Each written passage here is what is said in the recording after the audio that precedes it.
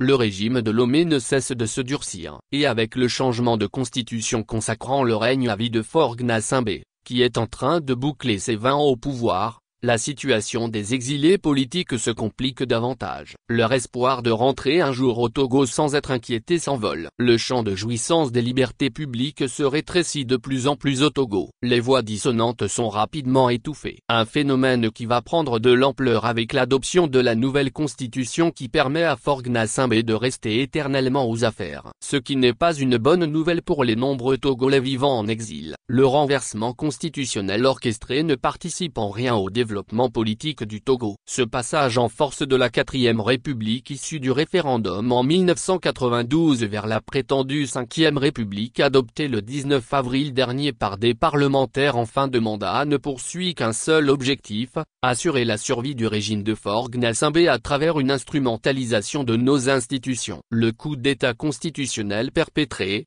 permettra prochainement à Faure Gnassingbé de devenir président du Conseil des ministres. Cette nouvelle fonction concentre en elle la réalité et l'essentiel du pouvoir et permet à Faure Gnassingbé d'attribuer à une des figures de paille dont il est coutumier la désormais symbolique fonction de président de la République vidée de sa substance, a dénoncé, dans une interview accordée le 28 avril 2024 au site d'information lesnouvellesdafrique.info, François Boko, avocat au barreau de Paris et ancien ministre de l'Intérieur et de la Sécurité du Togo.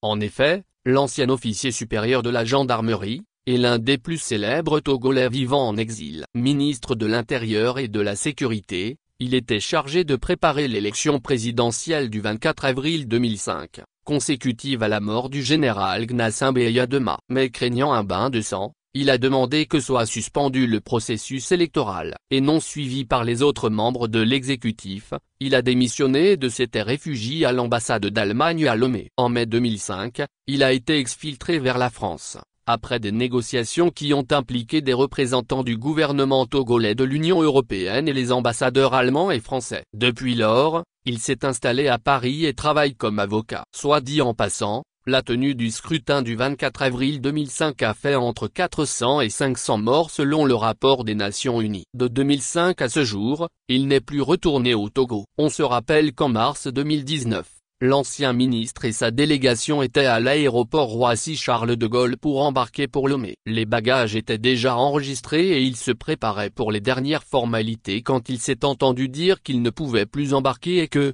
dans le cas où il serait à bord, le gouvernement togolais refuserait à la compagnie aérienne l'autorisation d'atterrir. Au même moment, les forces armées togolaises, FAT, ont rendu public un communiqué indiquant que la sécurité de l'ancien ministre ne serait pas garantie, s'il arrivait à Lomé. Face à ces menaces, il a été retenu à Paris par les autorités françaises et n'a pu se présenter à l'élection présidentielle de 2020.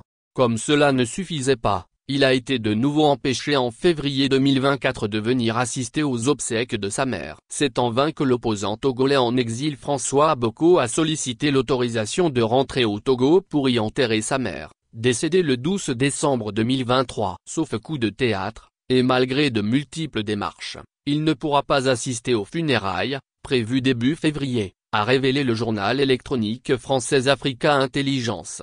Contraint à l'exil depuis 2017, Tikpi Hatchadam, président du Parti national panafricain, PNP, et grand artisan des manifestations anti-gouvernementales synchronisées sur toute l'étendue du territoire togolais le 19 août 2017, ne peut également rentrer au pays de sitôt. Depuis un an, plusieurs personnalités qui ont fui le Togo pour des raisons politiques sont décédés en exil. L'homme d'affaires Sobertin Abba en Afrique du Sud le 16 mai 2023 dans des conditions non encore élucidées. L'archevêque Monseigneur Philippe Kpotsro le 9 janvier 2024 en Suède. L'ancien Premier ministre, président du mouvement patriotique pour la démocratie et le développement, MPDD, est candidat à l'élection présidentielle de 2020. Abeyome Kodjo le 03 mars au Ghana. L'ancien coordinateur du mouvement patriotique du 5 octobre, Mo 5. Alafia Adjokpade, le 6 mars 2024 au Canada. À ces personnalités qui ont pris le chemin de l'exil, s'ajoutent les journalistes Ferdinand Haïté et Joël Kouwouonu, respectivement directeurs de publication et rédacteurs en chef du journal L'Alternative, poursuivis par 2 ministres pour outrage à l'autorité et propagation de propos mensongers, Les deux confrères ont quitté début mars 2023 le pays afin d'échapper à un deuxième emprisonnement pour la même affaire. Dans un procès expéditif le 17 mars 2023, ils ont été condamnés par contumace à 3 ans de prison ferme et à 3 millions de CFA d'amende chacun. Un mandat d'arrêt international a été également lancé contre eux. Il existe aussi une longue liste de jeunes qui étaient très actifs dans les partis de l'opposition, les organisations de défense des droits de l'homme ou les mouvements estudiantins et qui, compte tenu de la situation qui prévaut actuellement, ne peuvent pas rentrer au bercail. On peut citer entre autres Sonaï Sadikou, bandit du PNP, comme Lanvi Avitso, membre des mouvements estudiantins et très actif lors des manifestations au début des années 2000, comme Imouli Dovo de l'Alliance nationale pour le changement,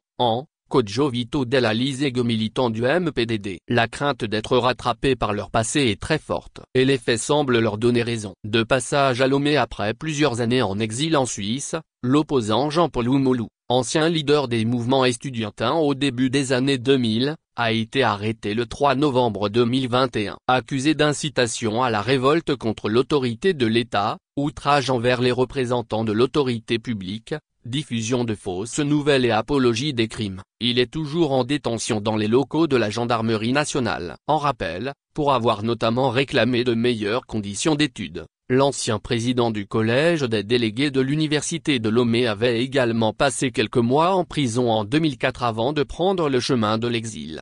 Le cas de Toby Dodji Akakpo Yves, chef du village de Kpotem dans le canton de Kpetsu, préfecture de Bamono, est encore plus récent. En service dans l'armée américaine, il a vivement réagi à travers un audio à l'assassinat d'un enfant lors des manifestations contre le pouvoir en 2017. En 2022, le démobilisé de l'armée américaine est rentré au pays. Il a été reconnu par les autorités togolaises comme chef du village de Kpotem et intronisé. Mais le 23 janvier 2023, il a été interpellé dans son accoutrement de chef et placé sous mandat de dépôt. Poursuivi pour atteinte à la sécurité intérieure de l'État à cause de sa réaction de 2017, il a été condamné en août 2023 à 10 ans de prison ferme avant de recouvrer la liberté le 29 décembre 2023 par grâce présidentielle.